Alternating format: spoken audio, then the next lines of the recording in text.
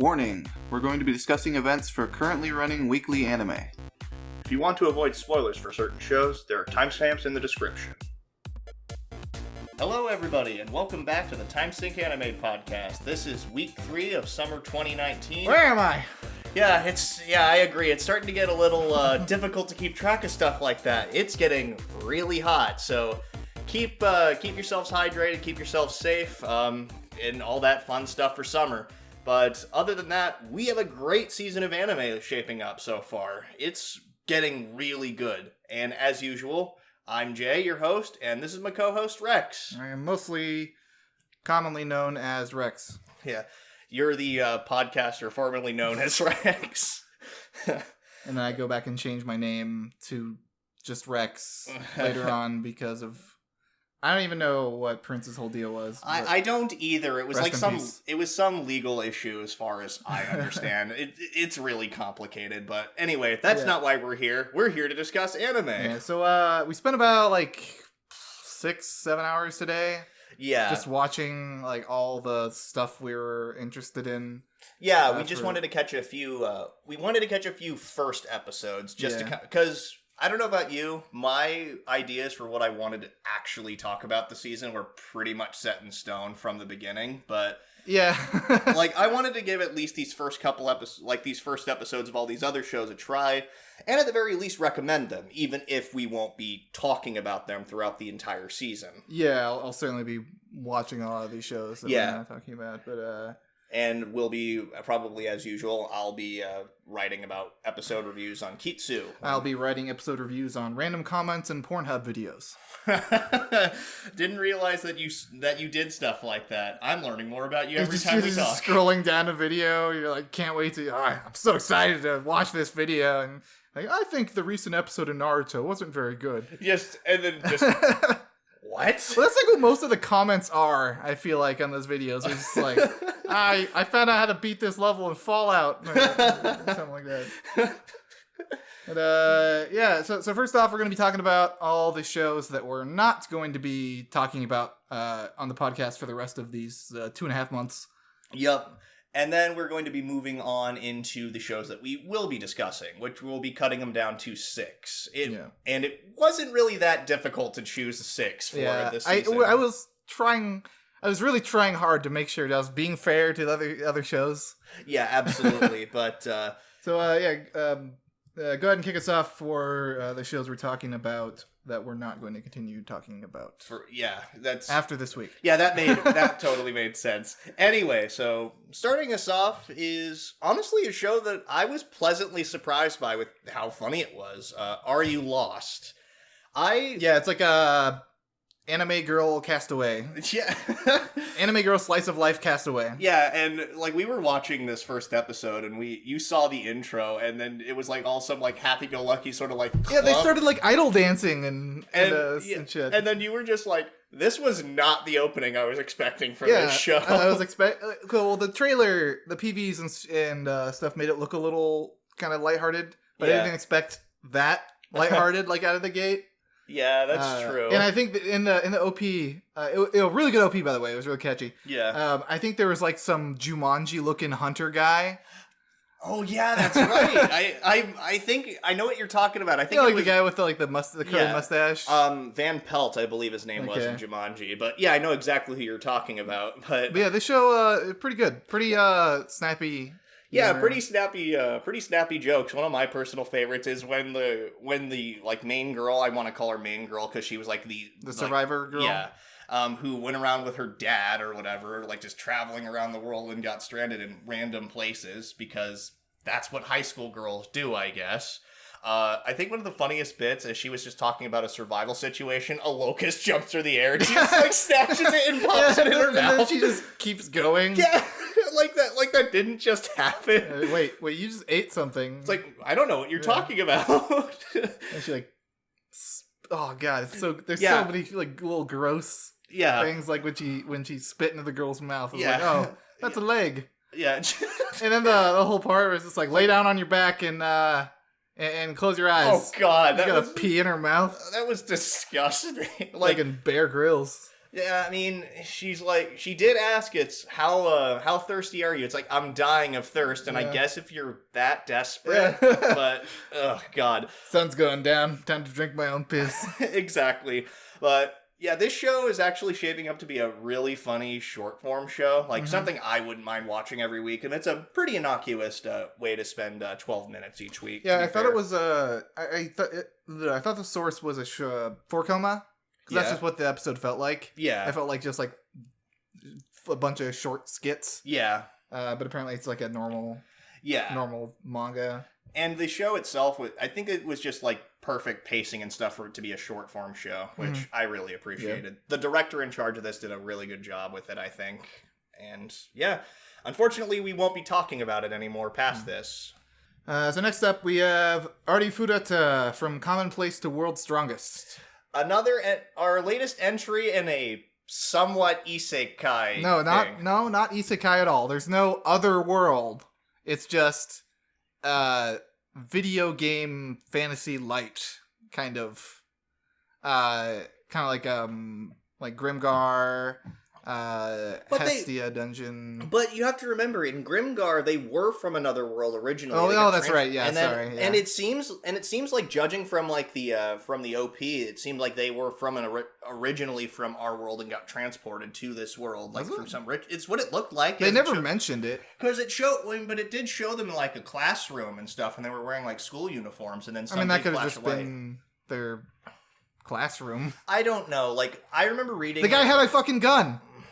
So like it's you don't know if it's fantasy world or anything. That's fair, but like from what I read from like the material and stuff like that, from like the description of it anyway, it seemed like it was sort of like Corpse Party in the regard that they performed some ritual or whatever and they got transported to this alternate dimension.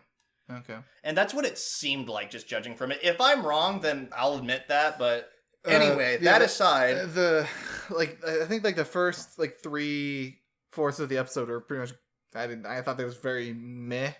Yeah, it seemed like they didn't really do a whole lot to get you attached to this character before they made him turn into kind of subverted who he was as a person. He was like, oh hey, he's nice and kind of a wimp, kind of a carpet. Everyone walks all over him, and then suddenly he just snaps and is like, I hate this world. I hate everything.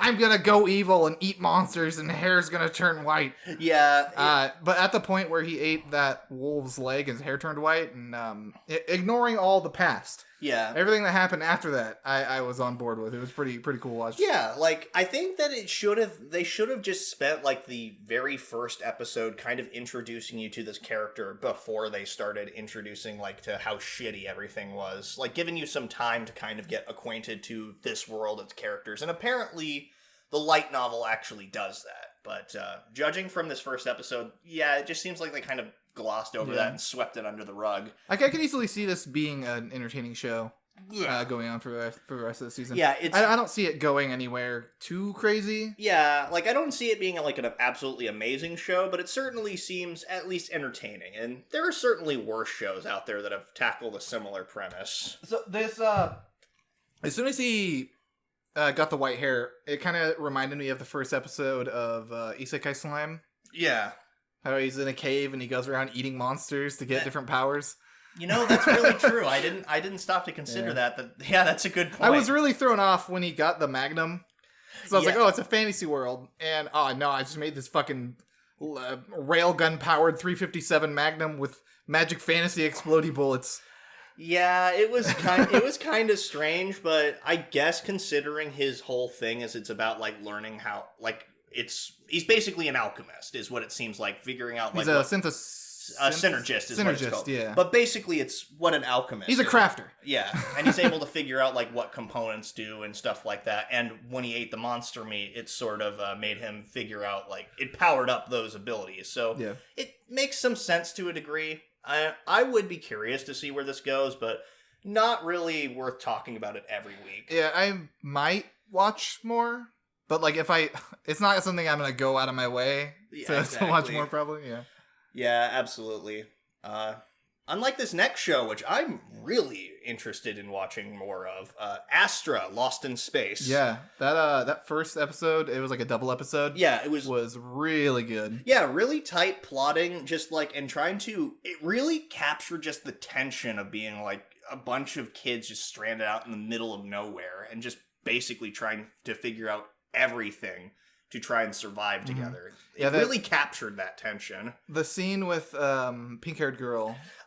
Yeah, I know which one you're talking about. When she was just kind of rotating in space, like that just gave me so much anxiety. Yeah, it's just watching that, and because like they captured her breathing really well, and it slowly like sped up more and more and more. And when you think about how when you're in that situation, you're at limited oxygen. Yeah. The more you breathe, the more it's going to burn through your oxygen. So that was just adding more to the anxiety in my head. Yeah, exactly. It just, it really did a great job of kind of capturing just that tension, I think. Like, it seemed like a relatively innocuous thing, but then once they got transported by this random black hole thing that transported them to the far reaches of space, and the whole time they were talking, it's like, maybe this is supposed to be a test, and then it cuts to that, like, those guys watching them on, like, monitors or whatever. Yeah, I was almost expecting them to say, like, gas them. They figured it out. Just shoot them. Make their heads explode. Yeah, just blow up the ship with the charges that we planted there, or some shit like that. But, yeah. It's a lot more of a lighthearted show than I expected.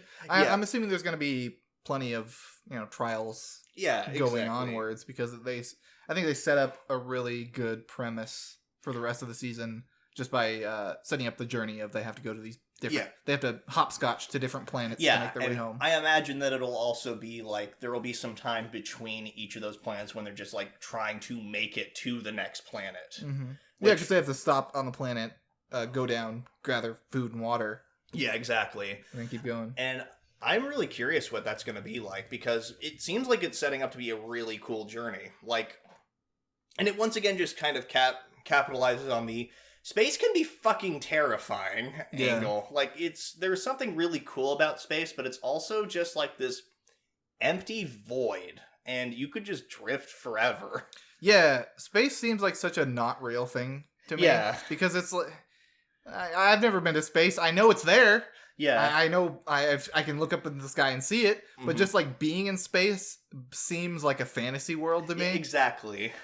It's same thing with like the bottom of the ocean, but that's like slightly more realistic to me. Yeah, it's because it's a little bit more tangible, but at the same time, it just definitely captures that. I think the thing about good fantasy is you want to capture that sort of like a fantastical element, like, but you also want to just capitalize on the idea that this could also be incredibly dangerous. Like, as wondrous as it is, there also has to be a sense of danger to it in order to kind of offset it and kind of make the journey feel that much more rewarding, I think. And I think this first episode did a really good job of setting that up. Yeah. My favorite scene was the human chain. Oh, yeah. Scene, where it's like, I kind of felt like that was exactly what was going to happen. Like, he was going to go out there, the rope wasn't going to be far enough, and he'd have to boost back. But even knowing, like, even having a feeling of what was going to happen, I was still excited and really intense the whole way. Yeah. And it was really cool seeing these characters that didn't really know each other. Yeah, they didn't know each other. They were previously not really trying to get along very well. Mm-hmm. All working together to jump out and save the two people who were going to... Yeah, they were just gonna. Yeah, they were just gonna drift underneath them. The hand-holding ring afterwards was pretty cool too. It was a really natural, smooth way of everyone kind of growing together and realizing they have to work together. Yeah, absolutely. Even at the end, they had the guy who he looked like the kind of guy who didn't want to be talking to anybody. He still ended up, he looked like a very holding the hand of the little puppet. He was still he was an Ishigami looking motherfucker. Yeah. It was really, really cool. It didn't feel cheap at all. All the character interactions felt really good. And I think it definitely benefited from it being a 40-minute episode, like a double episode. Good setup. Yeah, absolutely. It wouldn't have been as interesting if with just half of that. Oh yeah, it would have been a lot more boring, I think. I don't like the widescreen aspect thing they're doing. Oh yeah? I just don't like that effect on the shows. It's like, why? I get it, like, makes things feel cinematic a little bit more, kind of. Yeah, it just annoys me, though. I guess I can see that. But yeah, that's a pretty good show. Would recommend. Next up is Bem. Which Bem? yeah, it's just Bem. Just Bem. As far as I know. I think I heard the guy like say Bem a few times when they were talking to him or something on top of the bridge. Yeah, I was actually surprised to figure out this is a remake of a show from the 1960s. Mm-hmm. This is like the 50th anniversary of the original property. Was it an anime or? It was originally an anime, yes. Yeah. And then they also remade it in like 2006, and then they decided to remake it again now, which I don't know why, but I enjoyed this first episode. Yeah, it's a fascinating concept. It's something we've heard before. You have the poor people and the rich people. But there's that added supernatural aspect, and I really like the design of the monsters. Yeah, they're very. You said it. They were like very old school looking. They looked like something that stepped out of like a '60s horror. Like the main character looks kind of like the Lizard Man or Swamp Man or whatever. Swamp Thing, the Swamp Thing, the old school Swamp Thing. Yeah, or the creature from the Black Lagoon. Yeah, that one. Yeah, I know what you're talking about. Yeah, it's just it's a really cool aesthetic. Yeah, and then somebody on KITSU I was looking through, like, I read, like, their description of it, and they said it reminded them a lot of, like, stylistically of Batman the Animated Series. Like, just that kind of, gothic vibe to it. Yeah, and the monsters, I will say, definitely look a little more cartoony and less anime. Yeah. Not saying that in a negative light, just, yeah, they do look more like something you'd see in, like, Saturday morning cartoons. Yeah. Which isn't a point against it. It's actually a really cool, like, aesthetic that they're going for here. Like the fight choreography and stuff was very smooth and well executed. I love Bem's electric stick, his electric cane. Oh yeah, yeah, and how he just kept using that on the water creature. I mean, I think I'm interested in the like police corruption, kind of aspect of everything because. It seems like most of the police on the outside, as they call it, they've pretty much just given up on getting help from anybody, so they just decided to work with local crime to solve everything. Yeah, the help. It's like that's the fee for making us look the other way. Is what Summer's partner at the time was talking. Yeah, Sonia who cares? He's dead. Yeah, he's dead now. I'm kind of interested to see Sonia Summers as a character. Like, is she going to be relevant throughout this entire series, or was this just like a one-off thing for her?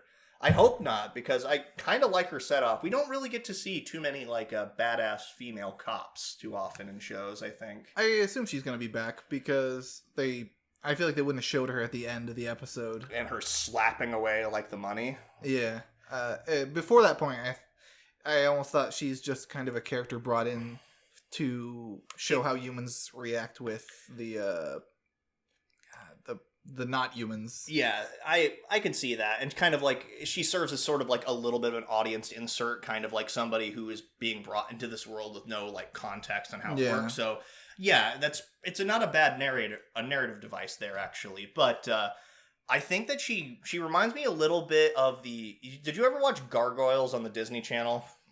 A little bit. I don't remember much of Okay, but so they had a girl character. Yeah, right? they had a who was a female detective who worked for like the NYPD, and she was awesome and cool, and kind of gives me vibes from that. The show is just really cool. I really like it. It's stylish. Yeah, the intro, I love that jazzy intro. Yeah, the jazzy intro. Yeah. It's really, really good. And like you said, stylish. Like how they do like the cards, like the face cards for like all the characters. Yeah, it's kind of Baccano. Yeah, it is very Baccano. Like it kind of reminds me a little bit of like Baccano or Cowboy Bebop. It definitely feels like something that was made with a Western audience in mind. Mm-hmm. And it seems like if they're trying to capitalize on more of like a 90s animation feel and trying to capture like Batman the Animated Series or Gargoyles, things of that nature, it would make a lot of sense why it looks the way it does and plays the way it does. It's really enjoyable. So, next up is Copcraft. Despite the jankiness at times, it's so inconsistent. Like, there's moments where you'll have beautiful action, like when the main character like flipped a guy over his shoulders and like when he beat up the kids in the alley. Yeah, that were trying to steal his money or whatever. That looked really cool. But then you have moments of just a guy walking, and they just kind of like Microsoft Paint like move tooled him across. Yeah, it looked like something you'd see in fucking Inferno Cop. Yeah. Like the way that they move. Or you said it like Aqua Teen Hunger Force. Yeah, that's exactly what reminded me of. But I mean, same style, really. Yeah, really, that's what it is. But the show has a really fascinating concept. I was pretty much ready to write it off because it was an atrocious looking PV. Like at times. Like I was ready to pretty much all but just say, ugh, I don't even want to watch this first episode. It's gonna be terrible. I can feel it. But I can easily ignore those little bits of awkward animation because narratively and like performance, it was amazing. An amazing first episode. Yeah, absolutely. Like it's setting up a really like fascinating concept, sort of like a like it reminds me a lot of Blood Blockade Battlefront with these like the supernatural world kind of meshing up with the mundane and people trying to learn how to cooperate between those forces. They called it the front door of the human world or whatever. Yeah, something like that. And it's a really cool concept, and it's kind of seeing like how the main character, who's voiced by Kenjiro Asuda, which definitely is points in this series' favor.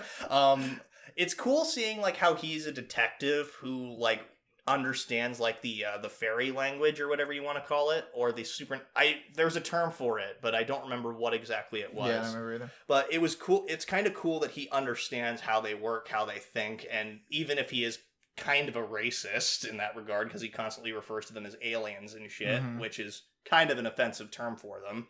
But yeah, and then seeing like the little fairy girl that he's going to be working with is also setting up to be really cool because she can do things he can't. Like, yeah, I like her. I like how clueless she is about the human world, and then, like when they get in the elevator, he's like, "Don't touch that." Yeah, don't touch that. Don't touch that. Don't touch that. Yeah, just and constantly. What does this do? Pulls a fucking handbrake in the middle of a freeway. God damn.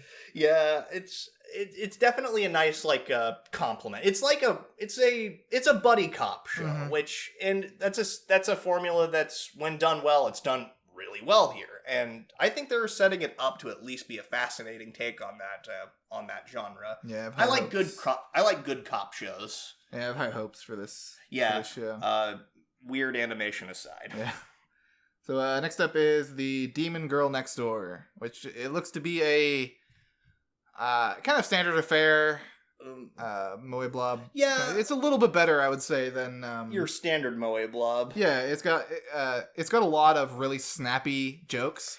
And like I will say the director has really good comedic timing. Absolutely, I think that is something that kind of puts this show a little bit above the other shows like it. Really, like, and because one of my favorite jokes is when the magical girl, because there's demon girls and magical girls. Ooh, it's one of those things, and they're basically just trying to go about their normal lives. One of my favorite jokes in this first episode that we saw was the demon girl, or the demon girl wanted to punch the magical girl, and then after she tells her how to punch, she has to like go on like this really long kind of roundabout way to basically try and say your punching sucks.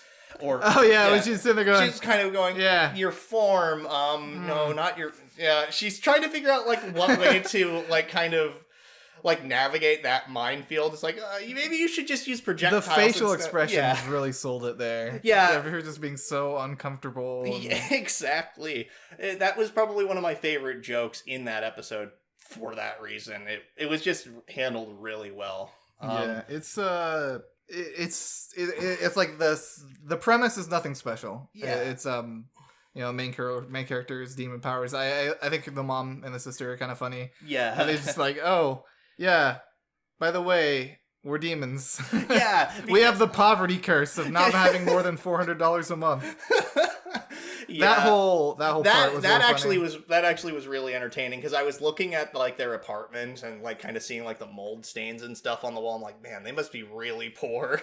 And then her actually addressing why. I was not expecting that, but it was actually pretty hilarious. Mm-hmm. So I would definitely recommend the show if you like the Moe blob genre. And also, so you're gonna keep watching this? Yeah, I'm definitely gonna keep watching the show. And also if you just like, witty comedy shows, well, not witty, but funny little shows. Yeah, it's enough to make me just kind of chuckle and stuff and kind of laugh out loud. It's nothing like gut-bustingly funny, like say something like Konosuba, for instance, for me. But it was definitely a relatively wholesome and harmless show. I think another really funny joke was when they were doing her transformation sequence, and in the lower right corner, they were actually timing how much time would have passed, and it was like a second. No, it was less than a second. It was like 100th of a second. Well, no, at the end, it was Oh yeah, you're right. Yeah, because it was 0.01 seconds. Yeah, exactly. It was like 100th of a second had passed, but it was like this long, drawn out thing. And I thought that's really funny. It knows what it's making fun of, and I enjoy it. It's cute. At the end of the day, it's a really just cute, harmless show. Mm-hmm. Unlike this next show, which is just hot garbage, I think. Demon Lord Retry. Yeah, it was just incredibly boring. I don't have a lot to say about it, except that I'm disappointed that Kenjiro Tsuda is in a bad show. Yeah, I mean, good actors can be in bad shows. Yeah. It happens. He's a so paycheck. Typecasted. Yeah, exactly. I'm not saying he doesn't have any range, but he's you usually definitely that see badass him... cool dude. Yeah. Who's kind of gruff and stuff. Yeah. Yeah, I mean, it's just his voice, I guess. Really. Yeah, I mean, and even Kenjiro Tsuda can't save this show. Yeah, it was incredibly bland and boring. Like, I'm in another world. Somehow, I'm the creator of this game that I was going to shut down the servers for. And they tried to make you feel bad about the little girl. They tried to make you feel really bad about her, and it's I don't care. And that's a shame too, because something that could have been kind of interesting about this show, I think, is the sort of father-daughter dynamic that they might be going for here. That could actually be a redeeming part of this show, but everything else that's going on is just so boring. It's hard to get invested in. It's bland. It is very bland. It's very, very bland. So that's all I have to say about that. Me too. So next up, GRANBELM. This was almost one of the shows that we were going to keep talking about, but it got very slightly edged out by other stuff, because it's looking to be really good so far. Yeah, I mean, let's not beat around the bush. It seems like relatively standard magical girl fare. I would say that. It's like normal magical girl is become a magical girl, kill the bad guys. This is become a magical girl, pilot mechs, kill each other. Well, okay, so it's kind of more of beat. It's kind of more along the lines of the modern, what I like to call the modern magical girl type stuff. So things where it's let's put a dark twist on this show, and let's in this case, is it even a twist anymore? No, not really. I feel like it'd be a twist to have a normal magical girl show nowadays. Exactly, but that being said, this show is. I'm enjoying this show. It's nothing absolutely new or groundbreaking is all I mean, but but it knows what it is and it's doing it well. Yeah, I talked about this last week, but the chibi mechs aren't my favorite thing. Mm-hmm. I'm not a huge fan of the aesthetic. I will say it's kind of growing on me already. And I am absolutely in love with the 99% of 2D animation or hand-drawn animation they use for the mech battles. Oh, absolutely. It looks really good. It's so rare to see mechs drawn in 2D nowadays. Absolutely. And I was thinking this while watching it. I was like, you know what this kind of reminds me of, this art style? Those remind me of Metabots. Yeah. It didn't click with me the at faces. First. Yeah, exactly. It's just what it reminded me of. It's like, oh, this is like Metabots. That's actually really cool.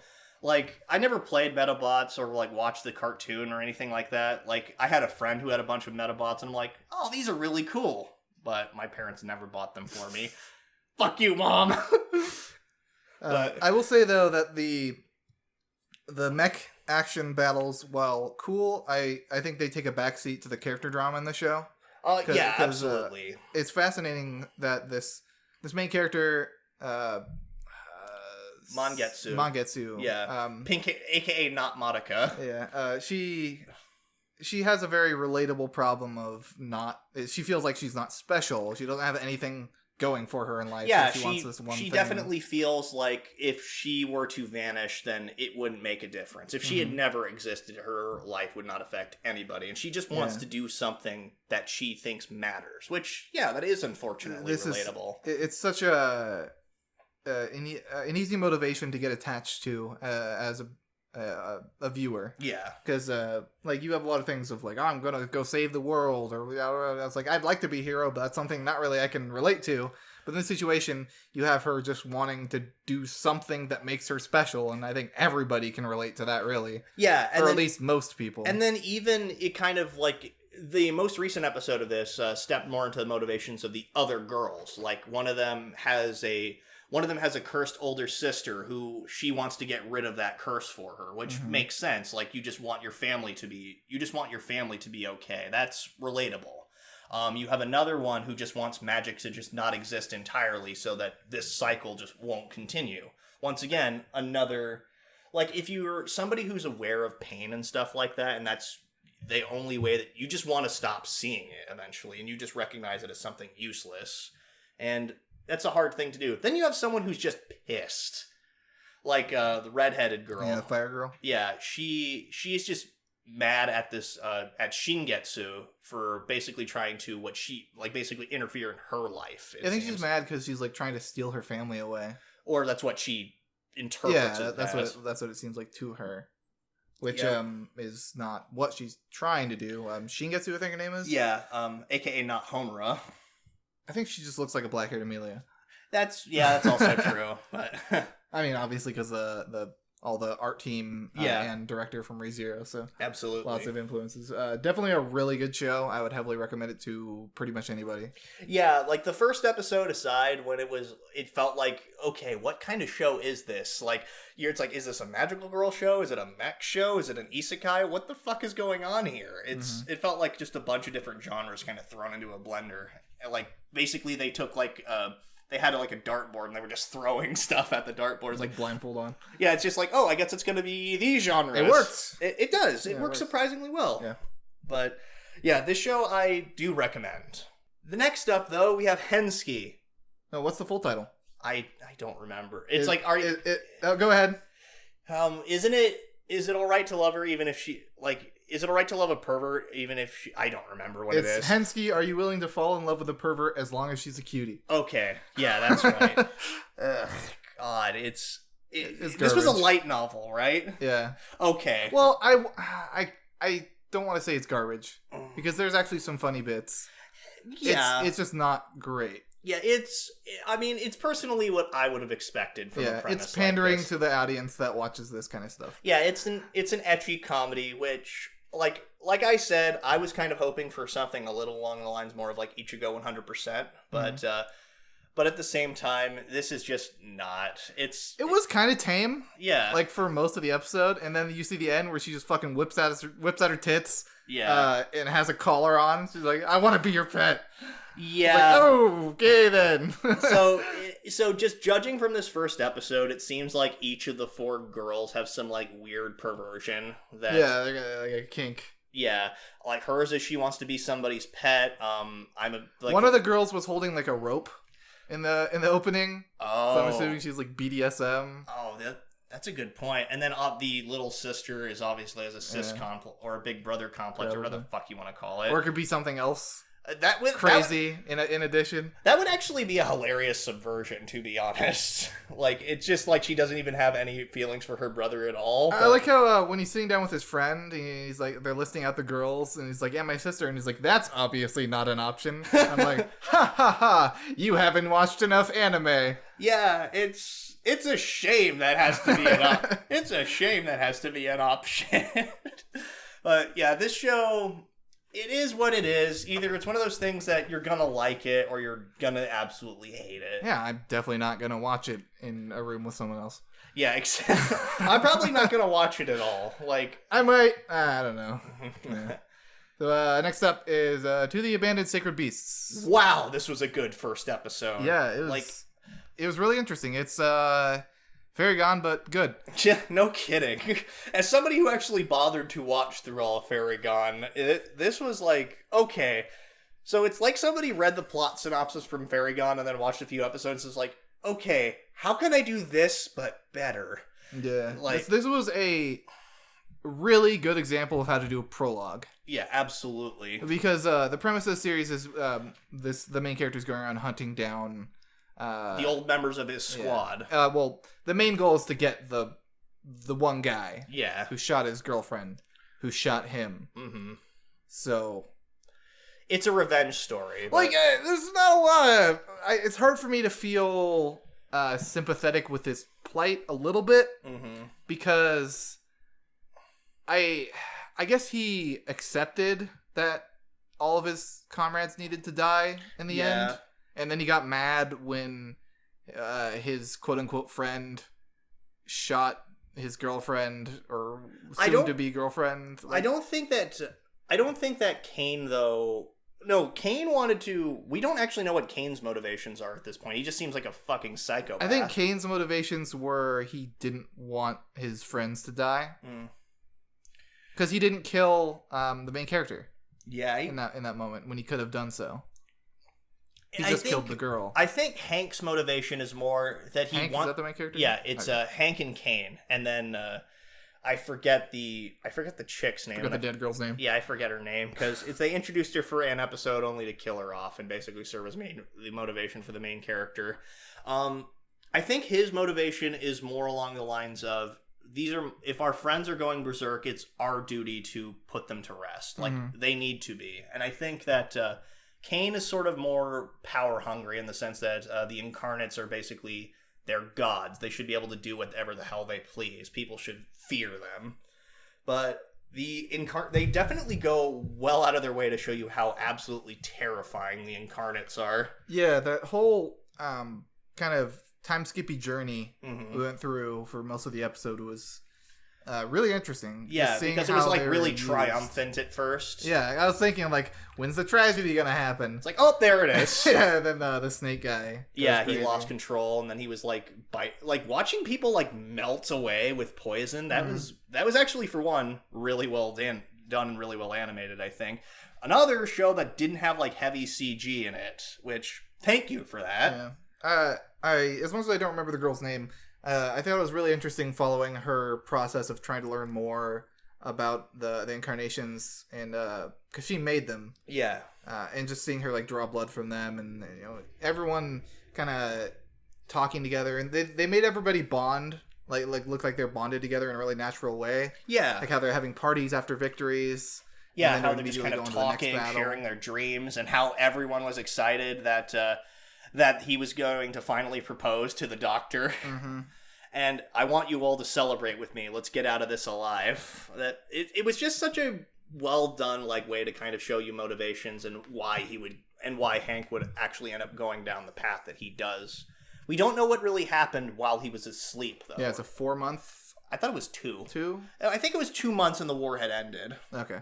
But yeah, I like this show, and it's kind of a shame we won't be talking about it throughout the rest of it. Yes. I'm definitely going to keep watching it. For sure, yeah, and I would recommend anyone watch it as well. Yeah, absolutely. So last up on the shows that we won't be discussing is Wasteful Days of High School Girls.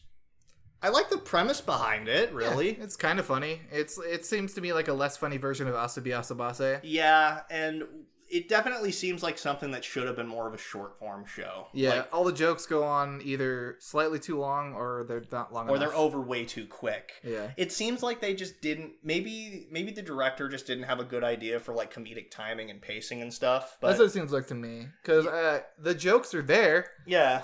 They just don't come off. They're not thrown out very well. Yeah, and I don't know if they were trying to just cram so much into this first episode they didn't really have time to flesh out some of the jokes more, or kind of cut down a little on some of the other jokes. It just felt kind of all over the place and inconsistent with how humorous it was, which is a shame because it's actually a pretty interesting concept.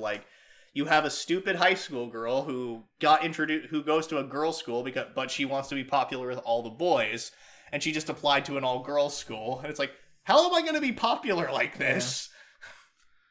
Yeah, I don't have a whole lot to say here. Yeah, me neither. It's kind of funny. It's nothing special though. I might be watching it a little bit on the side just to see if its comedic timing and stuff improves, because I see potential in it at the very least. Yeah, it's happened before with shows. Yeah, absolutely. Yeah, those are all the shows that we are going to be not discussing, and we have narrowed down. This season we're talking about 6 shows continuing for the rest of the time. what are we talking about first? All right. So first of all, we're going to be talking about Demon Slayer. This is one of our 2 shows that we're going to be that are continuations. We're limiting it to 2 shows max. From carryover shows. Yeah, exactly. And just this to give is room for this is one of them. And this, like, if you've been watching Demon Slayer and been like paying attention to us talk about Demon Slayer, then you know how we feel about this show already. Yeah, it's a kick-ass shonen battle series with I wouldn't say the characters are too deep. Yeah, because it's a shonen battle series at heart. But there's some good drama with at least with Tanjiro mostly. Yeah, his struggle between wanting to kill demons to save people and save his sister, and then also realizing that these demons were once people. Yeah, and that certainly carries over quite a bit with him, especially in the most recent episode. Oh yeah, when that was so subtle how he was going to use a high power attack to cut off the spider mother, as they refer the spider mother's head. But like as soon as he see her just give up, he switches to like this. I'm assuming an attack made to be as painless as possible. Yeah. Just like cut through him really softly, really quickly. Yeah, and just it was really beautiful how it just like you see her like kind of slowly crumble away, and just that like her actually just being at peace in that moment. I do have a complaint that I thought the flashback of her backstory was a little too long. Yeah. And also I didn't really think that needed to be there at all right there. Because I thought it was a really beautiful moment when she just kind of thought of like it should have ended with like, oh, you reminded me of someone who used to look at me like that. And then I think it would have been more touching if she just faded away right there. Yeah. Instead of sticking around too long. Absolutely. I agree with that, but and the series has done an interesting job of actually, for one thing, we got introduced to Inosuke, who is an absolute treat. I love him. He's my favorite character. He's a great character. He's boorish. He's loud. Yeah, that wasn't intentional. Boorish. but it's just absolute, and he's brash, but he's an absolute treat to watch. Yeah. Yoshitsugu Matsuoka fucking kills it. Oh, that's who it. Protagonist-kun. Yeah, Kirito. Yeah. I didn't realize that was who it was voicing. Oh, yeah, how did you not? It's such an iconic voice nowadays. I don't know. I think it's just different. It's a different type of character than what he usually voices, I guess. It's true. Like, he usually voices people who are kind of more down to earth and more heroic. This one is just like, I want to... Yeah, he's so loud and anything so aggressive. You can do, I can do. Yeah, I adore that. I adore his character. Yeah. And Zenitsu is starting to grow on me a little bit. Like, he's still a complete wimp and a coward. It's kind of comedic relief for the most part. And it can kind of get a little bit annoying at first. His sparrow's absolutely adorable. Yeah. I love his little sparrow. Trying to give him words of like inspiration. It's just like fuck off. It's like you don't understand me. Yeah, it's like how great it must be to be you. You don't have a care in the world, and bites him. Like, snap out of it, you idiot. Yeah, I like Inosuke's slow journey to understanding what kindness is. Yeah, and how every time like an act of kindness is thrown his way, like kind of like you see these more of those like little dandelion fluffs. Yeah, just kind of, and he's just realizing it's just such a warm, pleasant feeling. Yeah, I love the line when Tanjiro kept like praising him and telling him how good he was doing. He's like, "Stop, you kids! Don't make me any more giddy than I already am." So that's like whenever he starts feeling giddy, his first reaction is to attack somebody. Yeah, that's the only outlet he knows. Yeah, because he's probably had to live on his own, and like, I mean, he even said his beast training. It's like his beast style was all self-taught. So. Oh man, that scene where spatial awareness he used, his beast breathing. God, yeah, that's such a good shot. It just UFO table with the cinematic zooms and everything. I remember the moment when they were like walking through the forest, and it was kind of jarring because it looked almost photorealistic. Oh yeah, the first person view. Yeah, it kind of looked like someone was walking through a forest because it did like the camera shake perfectly.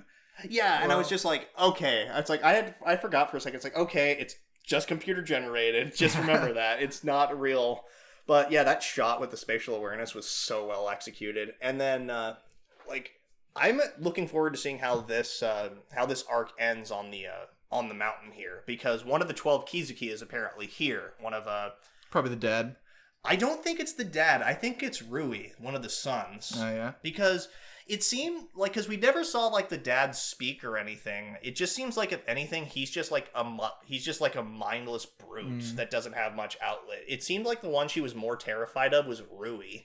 No, she was terrified because Rui was going to go tell Yeah, the dad, who, as we saw in the flashback, beat abused the her. shit out of her all the time. I mean, but even then, it seems like Rui is more of a kind of cunning mastermind type, and then the father just seems to kind of be like a meathead or a brute. Like, I don't know. Like, we'll probably see. Well, it might be next episode. It might even be another episode after that because there's 4 more people. And I'm assuming Zenitsu is going to fight one of them next episode. Yeah, exactly. Because they showed something crawling up behind him. Oh, that's right. It's probably that one that just looked like he was on the ground. Yeah, the little freaking, like, that looks like a baby, kind of. Ugh, God. And then we got the character we saw way back in the beginning. Yeah. Quiet samurai guy. Yeah, and then his partner. Yeah, and it's not the girl in the opening, in the OP that let a butterfly just flutter onto her finger, which... I'm wondering who that is, and I'm wondering if we're gonna see. Is it not? I thought it was her. I don't think it is. I think because that one was one of the ones that went through the final selection and survived. It seems like there are going to be 5 of those characters, and if I had to guess, they all represent one of the 5 senses. I imagine, like, because Tanjiro smells, and Zenitsu is hearing, and judging from what we saw, Inosuke is probably touch. Maybe, yeah. Yeah, and so because he like touched the ground. Yeah, and it would seem that would leave taste and sight, which I'm curious how taste is going to play out. I wonder if, like, it just kind of made me think a little bit. Maybe it's Butterfly Girl because if you think about it, butterflies taste with their feet, and maybe that's kind of a subtle nod to that. Yeah, it might be that. Yeah. I don't know though, but I guess we'll see, won't we? So next up is gonna be Dr. Stone. Yes, Dr. Stone, which is it's still different than I thought it was gonna be. Mm-hmm. I mean, I shouldn't be super surprised. It's a Shonen Jump series. I was expecting more of a realistic edge. I think I said this last week, but it's definitely seemed like they're gonna bring in a bunch of characters that are, you know, they stand out and pop out. But like I said, it's a shonen series. Like in the opening, they show a lot of colorful different characters. And yeah, stuff. Absolutely. It's I'm enjoying this series like a lot. Agreed. Yeah. It subverted my expectations, but I'm still very much enjoying it. Absolutely. It's I think it's hilarious, like just how ridiculously smart Senku really is. Yeah, he's almost comedically smart. Yeah, exactly. Like. And then what's even funnier is figuring out how smart Shishio is, aka McStabby guy. I can punch a lion with my bare hands and kill it. He seemed kind of the whole bit where with everybody was planning, the main gang was planning everything out. It was kind of dumb how it just kind of covered him. He's like, oh, they're doing exactly this. And then they're like, oh, we're going to do this. Oh, they're doing exactly that. Yeah, it seemed. Yeah, I agree. It's very campy, and I agree with that. And it's and that's I think part of that is because he kind of knows how Senku thinks, like Senku the person. I'm like because they kind of skipped over how much time they'd actually spent together, like kind of like learning about each other and stuff like that. So I think that plays a big part in it. But I agree, it was kind of like a little bit. Oh, I wonder what they're doing. Oh, they went this way. Oh, I know exactly what they're doing now. It did feel a little bit, like, jarring, I guess, for him to realize all that stuff so damn quickly. I'm really excited to see all these characters that they're showing off in the opening. Like, you had Old Man Blacksmith. Yeah. It looked like there was, like, a scientist rival for Senku. Yeah, which that would be awesome. And also, I love how the plan is just... we can't beat him, so we'll just make a gun. We'll make guns. Yeah, which I feel like they're gonna try and shoot him, and it's not gonna work or something. Like he's gonna block the bullet with something. Like because we'd already seen him like kind of snatch an arrow out of the air and then throw it into the ground.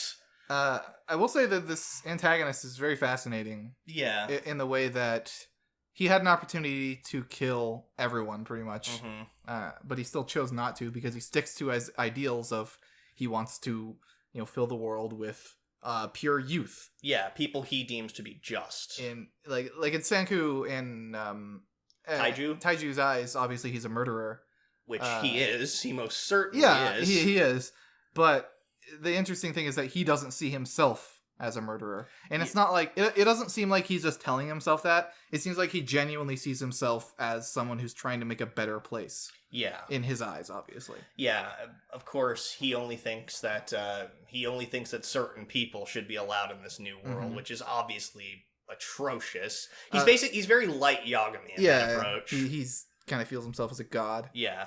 One of my favorite scenes from the most recent episode was when he was walking back from the cave and he sees this family. Yeah. This stone family kind of walking together. He smiles to himself, puts some nice little laurels on the kids' heads, and then just smashes the adults' heads. Yeah, and then he comes back and he just drops like the freaking eye. Yeah, just it's terrifying. That was such a good defining character moment, I think, for him. Absolutely. Like it was handled really well just because it was silent. There was no internal monologue. There was no internal monologue like exposition over it or anything. It was just kind of through facial expressions and his actions. You were able to figure out what he was thinking and stuff based on pre-existing information we had about him.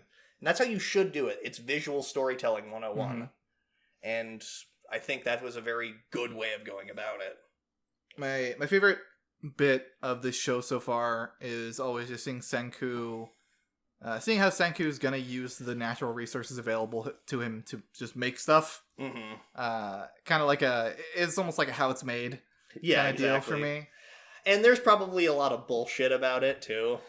Yeah, I think I'm sure the base of the science is there. So yeah, it's kind of like MacGyver, in that regard. Like you can blow up a lock with black powder, but it would require more than 6 bullets worth of black powder to blow up a lock. The science is there, but it's obviously exaggerated for fantastical suspension of disbelief. And the mind games are good too. When he sends him off to go, and then he tries to bring her back before he gets back and stuff. Yeah, so it was interesting there. Yeah, absolutely. So next up is Fire Force, another heavy shonen series. This this is my favorite series of the season so far. Just because it's got... Just look at it! Yeah, it's got so much kick-ass action. We already talked about the first 2 episodes that we saw last week. Yeah, exactly. But, it's just the animation is amazing. The character drama is really interesting. The fact that it's written by Soul Eater makes you know that it's going to be at least entertaining. Because Soul Eater was a really entertaining show that did get surprisingly dark at times. Mm-hmm. It was something I wasn't expecting while reading it at the very beginning, but here it kind of seems like it's falling very much in that footsteps. I'm looking forward to seeing how this show pans out. I could see it definitely getting dark. It has already a little bit. Yeah. Just with the what it means when someone dies and they become an infernal. Yeah. And then even Arthur Boyle, who's a complete freaking idiot, kind of understands what it means to give someone a painless, peaceful death. Yeah, that was a good character moment on his part. Didn't know what to expect with Arthur. He's an idiot, but he's a good idiot. He's an idiot with a heart of gold, kind of like the Tick, I guess. Yeah, and we already pretty much talked about this last week, so we'll keep talking about it more next week. So next up is Fruits Basket. So first of all, we got to talk about a new opening. I am not as big of a fan of it as the original. Yeah, I think the original did a insanely good job of setting you up for the feelings of the show. Yeah, it was very it's very quiet, melancholy, and just it's very pleasant to listen to. This new opening isn't bad. It's a little bit more It's a little bit more upbeat, and I certainly appreciate the attention to visual details. Because the big theming is sort of how everybody's got an umbrella and the sun's finally breaking out. So kind of everybody sort of has to deal with their own personal sadness, but...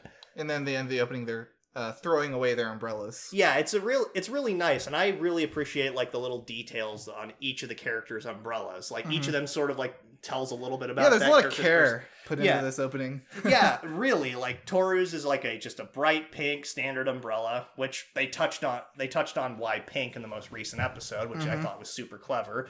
In hindsight, Haru's, for instance, is just mostly white with one little black triangle, and that's super hilarious because of Haru Black and all that shit. Like that little bit of darkness in his personality.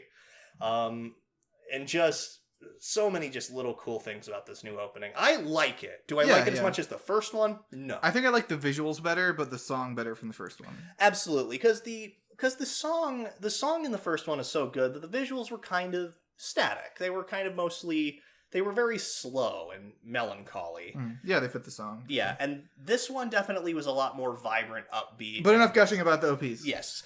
Let's talk about the most recent episodes. Well, I'm a little... I'm starting to get worn out on the... Kyo and Yuki's constant argument. Then she laughs, then they stop arguing. Yeah. That's getting to be worn out really quick. And we have a long way to go still. I wonder if I don't think that's going to be a thing for like throughout the entire series. I imagine that's going to be something that gradually peters out as the series goes on. So. Like I can see what you mean there. However, I will say that what isn't old is some of is Shigure's like tormenting his editor for one thing. Oh my god, yeah. She sounded so despaired on that phone call. Yeah, she was just... Wasn't she like about to hang herself? Yeah, last time or something? Yeah, exactly. And then even like one of the people like at the office was like, "Don't kill yourself." Yeah. And then Ayame and just how like freaking obnoxiously draining his personality is. I love Ayame and Shigure's bromance. Yeah, they're basically they're making themselves look gay only to kind of turn it around. High five. Yeah, just like yeah. And then even Hattori looking at them, it's like, don't you get tired of doing that? They do a really good job of making you realize how good friends the three of them were when they were growing up, just because how like relaxed and comfortable they are around each other. Absolutely. I adore that. Like the character interactions in the show are still solid, and like slowly figuring out like a little bit more about like Yuki and Kyo and all that. Basically trying to figure out more about what exactly happened in the past, like who was the boy that like picked up Toru's hat and stuff when she was a little girl, stuff like that. At the moment it seems to kind of think that it might be a Yuki, but at the same time, I don't know. Like, and we're probably not going to find out at the end of this season.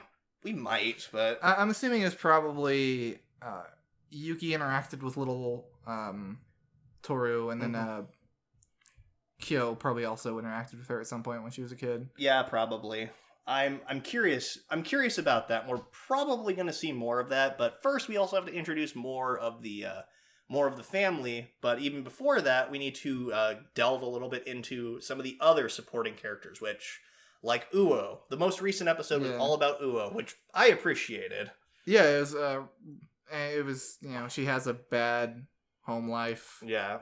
Kind of hates her dad. It's nothing groundbreaking, but it makes a lot of sense, and they just handle it really well. She's just somebody who wants a caring family, and obviously she's not going to be getting that at home, so she turned to a gang. Yeah, I'm assuming her dad probably was a really loving, nice dad before the wife left him. Then he just gave up. Yeah, kind of reminds me a little bit of Tomoya's dad from Clannad, actually. Yeah, he's working and he's like providing shelter and basic needs for his daughter. Like as you see, like when she walked in, there was like a bento box on. It was like food left out for her.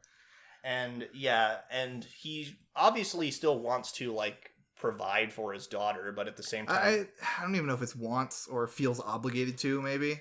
Yeah, I mean, but he's just so kind of lost in himself and his own alcohol. Yeah, it's kind of sad to watch, and it definitely makes you understand why Uo was the way she was, and why she looked up to somebody like Kyoko. Yeah, like the Crimson Butterfly. And she slowly. It wasn't until she met Toru and then she kind of realized how upset she was being in this situation. Like she just wanted a family. And that's why she joined the gang in the first place, because they made her feel like family, as destructive as she knew it was. Like, because even then because she's not a stupid girl, she knew from the beginning that it was destructive. She just didn't care. It kind of fulfilled just the need of having a family and people to care for her and stuff like that. And it was just a nice episode, and I kind of want to see like where they go with it, because it seems like this is going to be a 2-parter. It is, yeah. In the next episode, we're going to probably see the point where Toru ends up kind of taking her off that path in her life. Yeah, the This Is for Uo-chan is what the episode is going to be called. I actually also want to see what Hana's deal is, or if they're just going to leave that a mystery. I imagine we'll probably get her backstory as well. There's plenty more episodes for it. Absolutely. I think, but it would also be kind of just, it'd be interesting if they just kind of... Forever, they never tell anything about her. Yeah, it just that she's kind of weird. That would be kind of hilarious, but at the same time, I want to know more about her. And it's also really cool how they're such good friends, despite not having really interacted or known each other for that long. Like, they've only known each other and interacted with each other for maybe a year or two. Yeah, and they're such close friends. We'll probably understand for Yeah. Uo's next, and then Hana probably eventually as well. Absolutely. But yeah, I'm really enjoying this series, and I'm looking forward to talking about it more. So next up, Fire Force was your favorite show. This one is probably mine. Oh, Maidens in Your Savage Season. It's so good. It is. It's uncomfortable at times, though. Like, really. Yeah, that's the theme of the show, really, though. It's just, like, uncomfortable parts of your youth. Yeah, like... told from a girl's perspective. Exactly. And the director, Masahiro Ando, certainly knows what he's doing, and he's making this series, like, really well. Mm-hmm. Like, the scene composition and stuff is just really well handled. He's working hand in hand with I can't remember the woman's name, the woman who made the original manga. Oh, yeah. Yeah, and she... So she's like a consultant, yeah. Yeah, she's probably drawing... I assume she probably drew on a lot of personal experiences creating the series. I would imagine so, because it would certainly be like an incredibly uncomfortable... I've obviously never grown up as a female, but I could totally see all this like happening. Like I could totally see a lot of girls growing up and feeling this way about all that shit. Absolutely. And just like the most recent episode, like when she was... Party foul! Oh, yeah. Party foul! You don't just go into a man's room and steal his porn. I thought it was funny leading up to that, though, when she opened the door and she had, like, for a flash of a second, that moment when she saw him jerking off, but then she, like, blinked and it's like, oh, okay. Because I was thinking, oh, he's probably going to be jerking off. Yeah, I was kind of expecting it to happen again. Like, he had all the lights turned off and he was being quiet in his room. Yeah, exactly. But she just kind of broke into his room and stole his porn. I love her mental gymnastics of, it's bus groping porn, not train groping porn. Oh, he's such a nice boy. He loves trains so much, he doesn't want to ruin them with porn. Yeah, it's... What the fuck? Why is that the first place your brain goes to? Like, it just makes no sense. And even, like, how defensive he gets about it, it's like, it's a Blu-ray, not a DVD. Oh, man, that little scene when he says... You obviously know what he means when he says, I never thought about doing this with anybody. Mm-hmm. Like, he's trying to get her to feel better. He's trying to make sure she knows that he's not interested in other girls. Yeah. That's what he's trying to say. But to her, it just sounds like, I'd never think about doing it with you. Yeah, and it's really uncomfortable and unfortunate, and it's about what you'd expect from youth, though. Mm-hmm. And then what was also super uncomfortable is the erotic writer chick finding out that her teacher is the one who she was sending messages to. Blackmail a teacher into being the advisor. I mean, it works, right? Yeah, and he's surprisingly, well learned. Yeah, exactly. I mean, he's like their literature teacher, I think. Yeah, he's their language arts professor. And then, like, they were trying to figure out, like, a nickname for him. And then she's just like, how about Milo Sensei? And, like, it took me a second because I didn't remember that first. That was his screen name. And I was like, oh, I get it. Yeah, I almost think that there's going to be some kind of romantic subplot between her and the advisor / teacher. It'd be really uncomfortable and creepy, which it seems like they know that. Yeah, that's par for the course for the show. But yeah, I'm really interested in seeing where this show goes. Like, it's either that or they're like, I'm almost expecting a scene where he's going to be sitting somewhere in a room and they're going to be alone together and she's going to try to come onto him, and it's just gonna be like, no, don't do it, man, don't do it. But yeah, and then of course the other thing, like the club president, like wanting to basically change her self-image and stuff like that, obviously to attract more boys, it seems, because she's got curiosity in it. She denies it vehemently, but she has curiosity about it. Yeah, I'm like so invested in all of these girls' subplots. Exactly. It's just like the direction of writing here is just amazing. Yeah, it's probably my favorite show, probably the season, for that reason. I'm just enjoying the hell out of all these characters and trying to figure out more about them. It definitely, I mentioned this while watching it, the main character reminds me a little bit of Kimari from Place Further in the Universe. Design-wise, yeah. Yeah, same haircut, same hair color, same like kind of thicker eyebrows. Yeah, exactly. It reminded me a lot of that, and and the fact that she's kind of like a bit of a space cadet and kind of bombastic and stuff like that scene when she just ran down the street like screaming about, I was like, why does it have to be this way? Yeah. It just reminds me a lot of her, and if it keeps going down this route and continues to be good, then it's probably going to be like my favorite show. Like at least definitely for this season, but I can't say this year because I don't know. Well, I mean, winter happened. Yeah, that's true.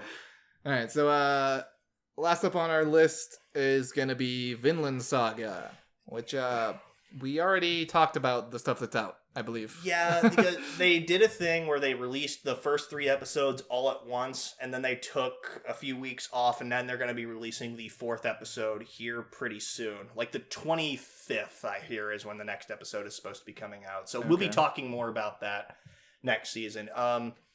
But if you hadn't heard us talk about it just yet, basically, it seems like it's going to be a really good revenge story. I'm actually kind of invested. This is something I didn't bring up in the last episode that I wanted to.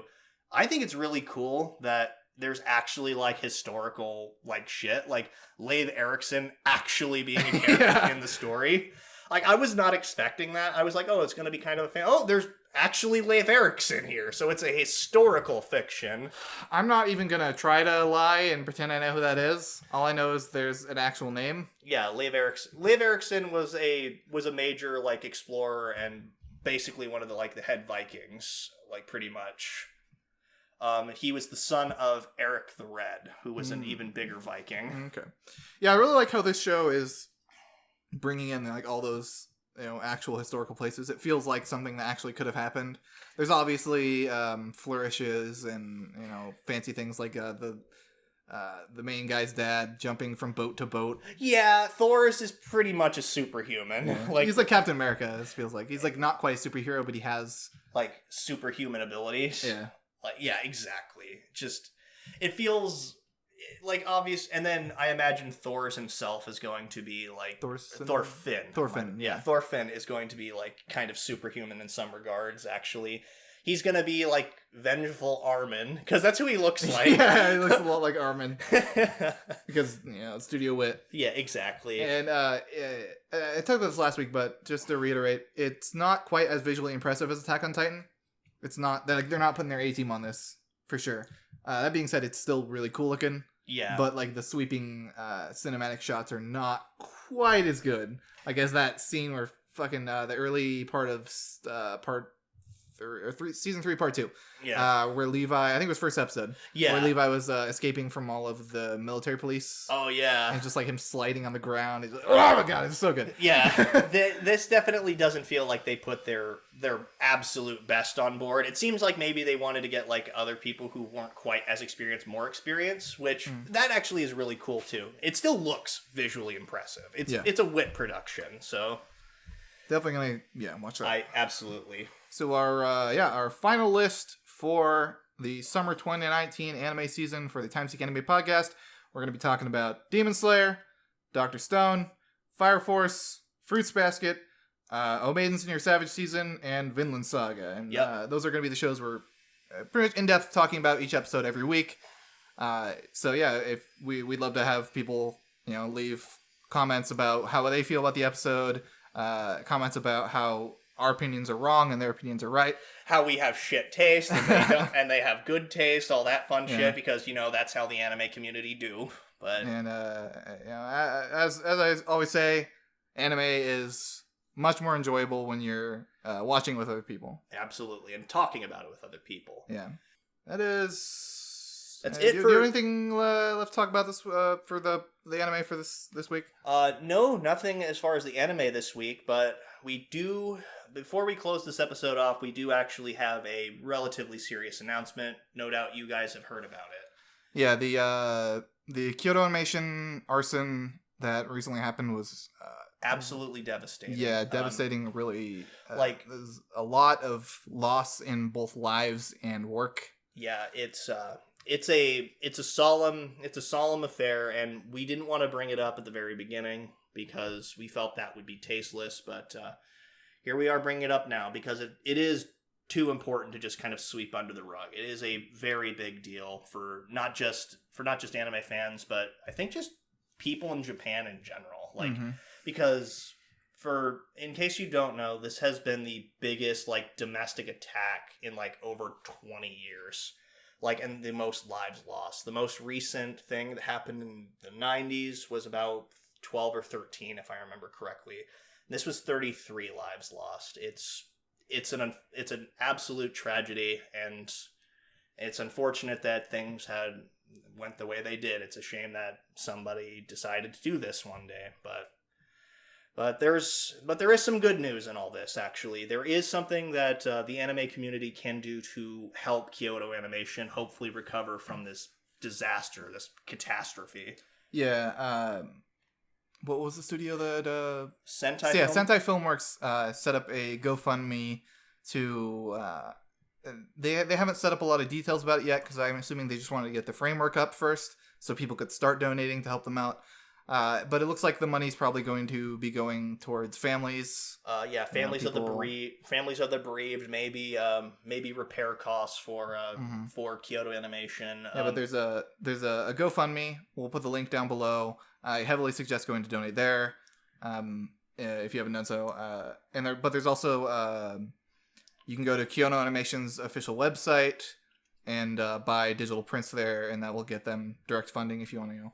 That's supporting directly the studio itself. Yeah, Kyoto Animation has been a giant in the anime community for like the past 11 years that they've been doing stuff. Because I think their first thing was Haruhi Suzumiya in like 2008, maybe even before that. I could be wrong. That's unimportant. The point being, KyoAni is a great company that deserves all the help and support that it can get. And the GoFundMe page itself has already gotten like $1.8 million. Yeah, and that's amazing in like a couple days, just seeing how giving the anime community is. It definitely gives you a little bit more hope for humanity, and realizing that even in tragedy, people can come together and do something meaningful. So, best wishes to them, and obvious condolences to all the families that had to go through all that crap. Yeah, it's an absolute tragedy what happened. The only thing that we can do, though, is come together and work together and help them be able to move forward. So, sorry to end on such a solemn note, guys, but until next time, this is the Timesink Anime Podcast. Take care of yourselves, everybody. See you next time. Take care of each other.